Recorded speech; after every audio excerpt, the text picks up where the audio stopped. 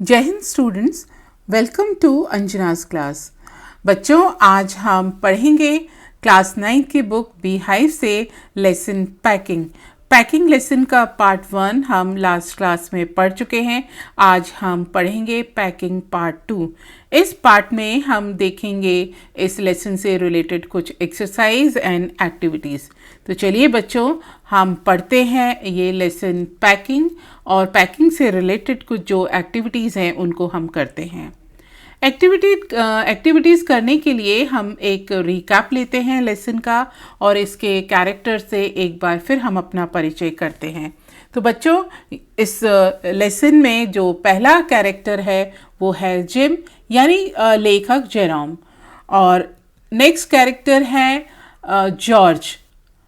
George के साथ में ही जो ये तीन दोस्त हैं, इनका पेट डॉग है मॉन्टमोरेंसी भी वैसे ही शैतान है जैसे कि ये तीनों दोस्त हैं। इसके बाद इनका एक और दोस्त है हैरिस, यानी ये तीन फ्रेंड्स हैं, जिम, जॉर्ज एंड हैरिस, और इनका पेट डॉग है मॉन्टमोरेंसी। और ये जो सब मिलकर क्या काम करते हैं, ये करते हैं पैकिंग, जो आपको सामने स्क्रीन पर दिख रही है कि किस तरह से इन्होंने अपना सूटकेस पैक किया है, कि सारा सामान बाहर निकला हुआ है और सूटकेस अच्छे से, जो बैगेज है वो अच्छे से बंद भी नहीं हो पा रहा है। ये तीनों फ्रेंड्स आपको स्क्रीन पर दिख रहे हैं। तो चलिए अब हम पढ़ते हैं, अब हम एक्सरसाइज करते हैं इस लेसन पे बेस्ड। तो स्टूडेंट, सबसे पहले हम एक कॉम्प्रिहेंशन लेंगे। Read the extract carefully and answer the following question that follow. हमको इस लेसन को बड़े ध्यान से पढ़ना है और इन क्वेश्चंस के आंसर्स को देना है। I read, this was hardly what I intended. What I had meant, of course, was that I should boss the job. Boss the job यानी मैं लीड करूँगा इस काम को, and that Harris and George should potter about under my directions. और जो George और Harris हैं वो लेखक के अधीन काम करेंगे। एक बार और मैं इस पैराग्राफ को पढ़ती हूँ। This was hardly what I intended. What I had meant, of course, was that I should boss the job and that Harris and George should potter about under my directions. तो बच्चों, आपने इस paragraph को ध्यान से पढ़ लिया होगा। अब हम देखते हैं इस पर बेस्ड क्वेश्चन। क्वेश्चन नंबर 1 है, the question number 1, who is I hear. जब इस क्वेश्चन में लिखा गया है आई, तो आई इस पैराग्राफ को पढ़ के आपको क्या पता चलता है कि ये कौन है। Question number 2, which job did the speaker want to boss. कौन सा काम स्पीकर करना चाहता है या अपना महत्व उसमें बताना चाहता है। Question number 3, what did he want Harris and George to do. What did he want Harris and George to do. वो हैरिस और जॉर्ज से क्या करवाना चाहता है, यानी लेखक हैरिस और जॉर्ज से क्या करवाना चाहता है। Question number 4, what quality of the speaker is reflected in the above lines. इन पंक्तियों में जो ऊपर पैराग्राफ दिया गया है उसमें स्पीकर की कौन से क्वालिटीज़ हैं, कौन से गुण हैं जो इसमें प्रदर्शित होते हैं या हमको पता चलते हैं। तो हम स्टूडेंट्स इस पैराग्राफ को एक बार पढ़ के इन क्वेश्चंस के आंसर्स को ढूंढते हैं। एक बार और इस पैराग्राफ को पढ़ लेते हैं। This was hardly what I intended. What I had meant, of course, was that I should boss the job and that Harris and George should potter about under my directions. और पहला question था who is I कौन है, and the answer is I is Jerome here. यहाँ पर जो I है वो जेरोम खुद है। दूसरा क्वेश्चन का आंसर है he wanted to boss packing. वो पैकिंग में अपने आप को आगे रखना चाहते थे या लीड करना चाहते थे। क्वेश्चन नंबर 3 का आंसर है he wanted Harris and George to work under his direction. जो लेखक थे वो जॉर्ज और हैरिस के साथ क्या करना चाहते थे। He wanted Harris and George to work under his direction. वो हैरिस और जॉर्ज को अपने अधीन काम करवाना चाहते थे। He is a great packer. यहाँ पे किसकी बात हो रही है? जेरोम की। जेरोम एक बहुत अच्छी पैकिंग करने वाले हैं। तो बच्चों, इस तरह से हमने पैराग्राफ को पढ़ा और पैसेज को पढ़ा और उस पर बेस्ड क्वेश्चंस के हमने आंसर ढूंढे। जब आप लेसन को बार बार पढ़ेंगे तो आपको लेसन की थीम या की पाठ किसके बारे में ये भी पता चलेगा और उसके पात्रों से भी आपका परिचय होगा। तब हम इस तरह के क्वेश्चन आसानी से हम सॉल्व कर सकते हैं अपनी नोटबुक में। स्टूडेंट, इसके बाद हम लेते हैं questions and answers. Discuss in pairs and answer each question in 2 or 3 sentences। बच्चों, ये इस तरह के प्रश्न हैं कि आप अपने दोस्तों के साथ मिलकर जब स्कूल खुलेंगे या जब परिस्थितियाँ ठीक होंगी तो आप अपने क्लासमेट्स के साथ मिलकर भी इन क्वेश्चंस के आंसर को आप डिस्कस कर सकते हो और अभी आप अपनी कॉपी बुक में देखकर लिखिए। क्वेश्चन नंबर 1 है, how many characters are there in the narrative. ये जो कथानक है इसमें कितने पात्र हैं? नेम देम, उनके नाम बताने। तो अभी हमने एक स्लाइड देखी थी, उसमें हमको कैरेक्टर्स के नाम पता चल गए थे कि कौन कौन है। एक तो नंबर 1 जो इसको लिखने वाला है, नैरेटर है, जिनका नाम क्या है? जेरोम। फिर उनका एक दोस्त है जॉर्ज, एक और दोस्त है हैरिस और उनका एक पैट डॉग है मॉन्टमोरेंसी। इस तरह से ये 4 कैरेक्टर्स हैं। तो अब हम आंसर लिख सकते हैं। There are 4 characters in the story. कहानी में 4 पात्र हैं। They are narrator Jerome, his friends George and Harris and a dog name Montmorency. यानी वो खुद हैं लेखक जेरोम और उनके 2 दोस्त हैं जॉर्ज एंड हैरिस और उनका एक pet dog Montmorency. Question number 2, why did the narrator volunteer to do the packing. Narrator ने पैकिंग करने का काम क्यों खुद ने लिया, क्यों वॉलंटियर किया? And the answer is Jerome was proud of his packing skills and so. Jerome को बड़ा गर्व था अपनी पैकिंग करने वाले गुण पर। He offered to do the packing, इसलिए उसने पैकिंग करने के लिए कहा। Actually he did not intend to do packing work.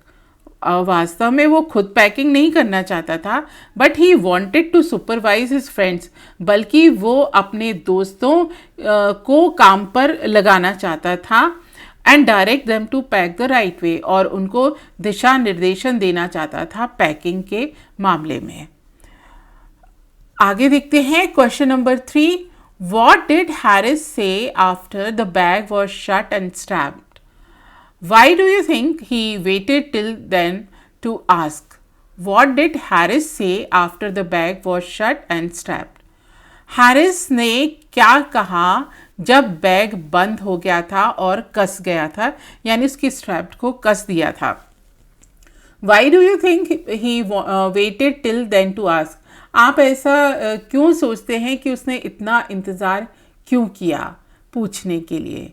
And the answer is after the bag was shut and strapped, जब बैग बंद हो गया और उसको स्ट्रैप कर दिया गया, बेल्ट से बंद कर दिया गया, Harris pointed out that Jerome had forgotten to pack his boots.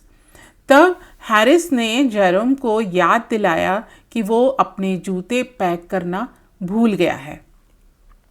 He waited till then, उसने अब तक इंतज़ार इसलिए किया, बिकॉज ही थॉट, क्योंकि उसने सोचा that Jerome would pack the boots in the end, कि जेरोम आखिर में अपने बूट्स को पैक कर लेगा। I repeat, after the bag was shut and strapped, Harris pointed out that Jerome had forgotten to pack his boots. He waited till then because he thought that Jerome would pack the boots in the end. Question number 4. What horrible idea occurred to Jerome in little later? What horrible idea, डरावना विचार, occurred to Jerome के दिमाग में आया a little later, थोड़ी देर बाद कौन सा डरावना विचार Jerome के दिमाग में आया? And the answer is, the horrible idea that struck Jerome was whether he had packed his toothbrush और नॉट। वो जो खतरनाक विचार था वो जेरोम के दिमाग में आया कि कहीं वो अपना टूथब्रश पैक करना तो नहीं भूल गया है, या उसने अपना टूथब्रश पैक किया है या नहीं। Question number 5, where did Jerome finally find the toothbrush? आखिरकार जेरोम ने अपना टूथब्रश कहाँ ढूंढा? And the answer is he found the toothbrush inside a boot. उसने वो टूथब्रश अपने जूते के अंदर पाया। कहाँ मिला उसको toothbrush? Inside a boot, shoes के अंदर। Why did Jerome have to reopen the packed bag? और फिर से एक क्वेश्चन आता है कि जेरोम को जो पैक हो गया था बैग, उसको क्यों खोलना पड़ा? Answer, Jerome had to finally reopen the bag. Jerome को आखिरकार फिर से बैग खोलना पड़ा because he had packed his spectacles in it, क्योंकि उसने अपना चश्मा तो उसके अंदर ही बंद कर दिया था। यानी उसको बैग फिर से खोलना क्यों पड़ा? क्योंकि उसने अपना चश्मा उस बैग के अंदर बंद कर दिया था। Question number 7, what did George and Harris offer to pack and why? George और हैरिस ने किस वजह से पैकिंग करने के लिए कहा और क्यों? किस चीज़ की पैकिंग करने के लिए कहा और क्यों? जॉर्ज एंड हैरिस ने किस चीज़ की पैकिंग करने के लिए कहा और क्यों कहा?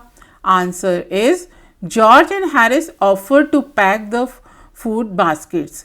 जॉर्ज और हैरिस ने खाने की जो बास्केट थी उसको पैक करने के लिए कहा, जिसको कि इस लेसन में हैम्पर नाम दिया गया है।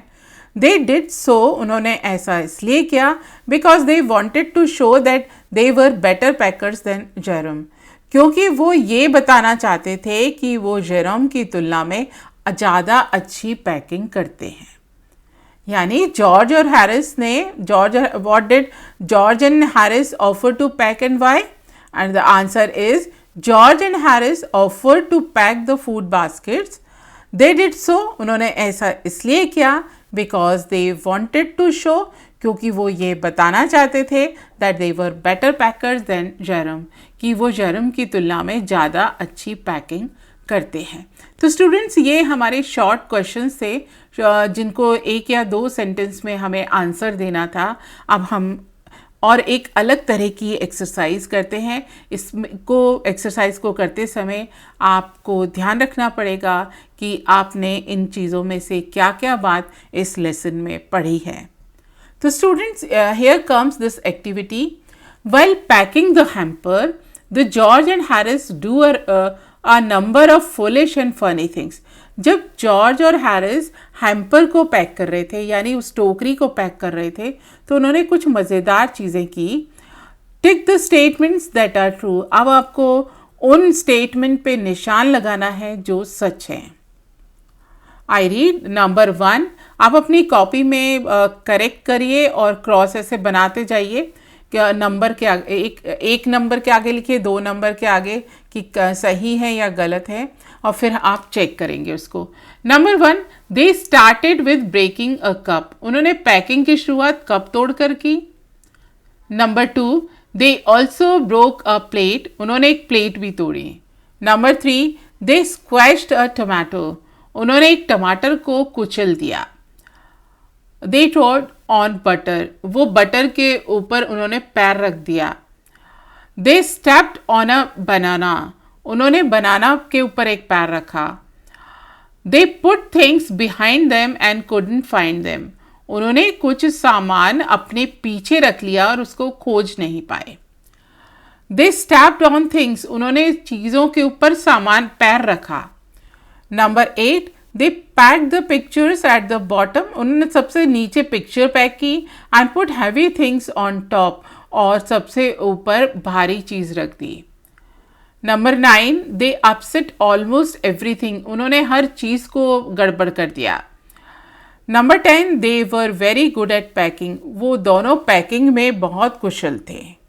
अब हम चेक करते हैं कि इनमें कौन कौन सी बातें सही थी। And the true statements are, number 1, they started with breaking a cup, उन्होंने कप को तोड़कर पैकिंग की शुरुआत की। और दूसरा करेक्ट स्टेटमेंट था number 3, they squash the tomato, उन्होंने एक टमाटर को कुचल दिया। आपको ध्यान है स्ट्रॉबेरी का जो जैम की बॉटल थी उसके नीचे टमाटर रखा था और उस बॉटल को रखने से टमाटर स्क्वैश्ड हो गया था, कुचल गया था। दे ट्रोड ऑन बटर, और फिर आप ने देखा होगा कि शूज़ के नीचे बटर की ब्रिक आ गई थी तो बटर खराब हो गया था। नंबर 6, दे पुट थिंग्स बिहाइंड देम, उन्होंने पीछे सामान रखना शुरू किया एंड कुडंट फाइंड देम, और वो खुद ही के सामान को नहीं ढूंढ पाए। Number 7, they stepped on things, उन्होंने चीज़ों के ऊपर कदम रखा, जैसे बटर के ऊपर उन्होंने कदम रखा था। नंबर 9, दे अपसेट ऑलमोस्ट एवरीथिंग, उन्होंने सारे सामान को गड़बड़ कर दिया, लाइक टोमेटो को स्क्वैश कर दिया, कप टूट गया, बटर के ऊपर वो बैठ गया था चेयर पे हैरिस, और बटर पीछे चिपक गया था। इस तरह से उन्होंने हर चीज़ को अपसेट कर दिया था। तो यहाँ पर जो स्टेटमेंट नंबर 1, 3, 4, 6, 7 और 9 ये ट्रू स्टेटमेंट्स हैं, और ये हम तब पता लगा पाए हैं जब हमने इस लेसन को ध्यान से पढ़ा है। स्टूडेंट्स अब हम एक एक्टिविटी करते हैं जिसमें मैच द वर्ड्स और phrases in column A with their meanings in column B. Column A में फ्रेजेस दी हुई हैं और या वर्ड्स दिए हुए हैं, और इनको कॉलम बी जिसमें मीनिंग दिया है उनसे मैच करना है। तो कॉलम ए के मैं आपको वर्ड्स पढ़ कर सुनाती हूँ। Number 1 is slaving, number 2 chaos, number 3 rummage, number 4 scrap out, number 5 stumble over या tumble into, number 6 accomplish, number 7 uncanny, number 8 to have और गेट इनटू अ रो। और बी सेक्शन में है इनके मीनिंग्स, लाइक अ क्वारल और an argument, B remove something from inside another thing using a sharp tool, number C strange, mysterious, difficult to explain. Number D, finish successfully or achieve. Number E, search for something by moving things around hurriedly or carelessly. Number F, complete confusion or disorder. Number G, fall or step awkwardly while walking. And number H in the last, working hard. तो student ए side में words हैं या phrases हैं और B side में meanings हैं, लेकिन इनका ऑर्डर ये जम्बल्ड हैं। तो अब इनको हमें वर्ड को मीनिंग के साथ में पेयर करना है। And the answers are slaving, slaving means working hard. Chaos, chaos का स्लेविंग का मीन्स होता है कि बहुत ज़्यादा मेहनत करना, एकदम मशीन की तरह या चक्की की तरह किसी काम में पिसना, उसको कहते हैं स्लेविंग। केओस, केओस का मतलब होता है कंप्लीट कंफ्यूजन और डिसऑर्डर, मतलब बिल्कुल भी कुछ समझ में नहीं आए, हर तरफ एक अनिश्चय की स्थिति हो, उसको कहते हैं chaos. Number 3 rummage, search for something by moving things around hurriedly और केयरलेसली, किसी चीज़ को बार बार घूम घूम कर देखना, जल्दबाजी में देखना, इसके लिए ये वर्ड आता है। Scrap out, scrap out remove something from inside another thing using a sharp tool, किसी पैनी चीज से, किसी चीज़ में किसी पात्र में से कोई सामान को बाहर निकालना, उसको कहते हैं स्क्रैप आउट। जैसे कि बॉटल में से आप जैम को बाहर निकाल लेते हैं, या घी के डिब्बे में से घी को बाहर निकालना चम्मच से, ये इसको कहा जाता है स्क्रैप आउट करना। स्टम्बल ओवर और tumble into, and the correct meaning is fall or step awkwardly while walking, चलते चलते एकदम से गिर जाना, stumble over। accomplish, accomplish means finish successfully or achieve, कोई भी चीज़ सफलतापूर्वक पूर्ण हो जाना, इसके लिए कहते हैं accomplish। uncanny, uncanny means strange, mysterious, difficult to explain, ऐसी चीज़ जिसको कि एक्सप्लेन करना कठिन हो, उसको कहते हैं अनकैनी। टू हैव और get into a row, and the meaning is a quarrel और एन आर्ग्यूमेंट, लड़ाई हो या कोई वाद विवाद हो उसके लिए हम एक वर्ड का इस्तेमाल करते हैं और फ्रेज़ का इस्तेमाल करते हैं, टू हैव और गेट इनटू अ रो। तो इस तरह से बच्चों हमने ये मैच द कॉलम एक्टिविटी की। ये सब एक्टिविटीज़ को आप स्क्रीन को फ्रीज़ करके फिर आप अपनी कॉपी में नोट करेंगे। इसके बाद हम एक और एक्सरसाइज देखते हैं। अब ये है कि हमने जो लेसन पढ़ा है उसके कुछ वोकैबलरी है, उनको हमने एक पैराग्राफ बनाया है और पैराग्राफ में सूटेबल प्लेस पर आपको उन वोकैबलरी को वहाँ पर फिल करना है। मैं पैराग्राफ पढ़कर सुनाती हूँ और आपको वोकैबलरी भी बताऊँगी कि वोकैबलरी है, वोकैबलरी आइटम है, इसमें वर्ड्स हैं slaving, chaos, accomplish, slaving, getting into a row, uncanny and rummage. ये आप मैच द कॉलम में इनके मीनिंग्स आप जान चुके हैं। अब हम एक दूसरे पैराग्राफ जो हमने लिया है उसको हम कंप्लीट करेंगे इन फ्रेजेस की मदद से। ड्यूरिंग पावर कट्स, इसका लेसन का पैराग्राफ का हेडिंग है a traffic jam. During power cuts, when traffic lights go off there is utter blank space है at crossroads, drivers add to the confusion by blank space over their right way and nearly comes to blows. Sometimes passerby seeing a few policemen blank space at regulating traffic step into help. This gives them a feeling of having something. तो यहाँ पर जो blank space है उस पर ये vocab items हैं, इनको आपको भरना है and the answer is a traffic jam. ये तो पैराग्राफ का हेडिंग था। अब देखिए इसको हमने पैराग्राफ को कैसे कंप्लीट किया है। During power cuts when traffic lights go of, power cut के समय जब बिजली की कटौती होती है और जब ट्रैफिक की लाइट चली जाती है, there is utter chaos at crossroads, तो जो चौराहे पर बहुत परेशानी खड़ी हो जाती है। आपने ये देखा होगा जब कभी बड़े शहरों में ट्रैफिक लाइट गड़बड़ हो जाती है तो कोई भी गाड़ी कहीं से भी आती है और पूरे समय बीच में भीड़ हो जाती है वाहनों की, तो उस कंडीशन को हम कहते हैं chaos. Drivers add to the confusion by getting into a row over their right way and nearly comes to blows, और जब ड्राइवर भी परेशान हो जाते हैं कि उनको किस दिशा में जाना है। Sometimes passerby seeing a few policemen slaving at regulating traffic step into help. This gives them a feeling of having accomplished something. और इस समय जब लोग आसपास गुजरने वाले लोग पुलिस को ट्रैफिक को सुधारते हुए देखते हैं तो उनको काफ़ी शांति का या संतुष्टि का अनुभव होता है। तो बच्चों इस तरह से हमने एक पैराग्राफ में जो हमने लेसन से वोकैबलरी ली थी उनका हमने यहाँ पर इस्तेमाल किया, यानी हम जब वोकैब आइटम्स का मीनिंग जान गए तो हम उसका इस्तेमाल करेक्ट प्लेस पर कर पाए हैं। स्टूडेंट, अब हम देखते हैं एक और activity. This is a table. The table below has some proverbs. Proverb आप जानते हैं कहावत होती है, telling you what to do and what not to do. और ये कहावतें आपको बता रही हैं कि what to do क्या करना है, what not to do और क्या नहीं करना है। Fill in the blanks and add a few more such proverbs in the table. आपको खालिस्तान भरने हैं proverb की मदद से जिससे कि meaningful proverb बन सके। पॉजिटिव देखते हैं सबसे पहले, इसमें है save for a rainy day. एक प्रोवर्ब होती है save for a rainy day, यानी मुसीबत के समय हम थोड़ा हम बचा के रखते हैं, संभाल के रखते हैं।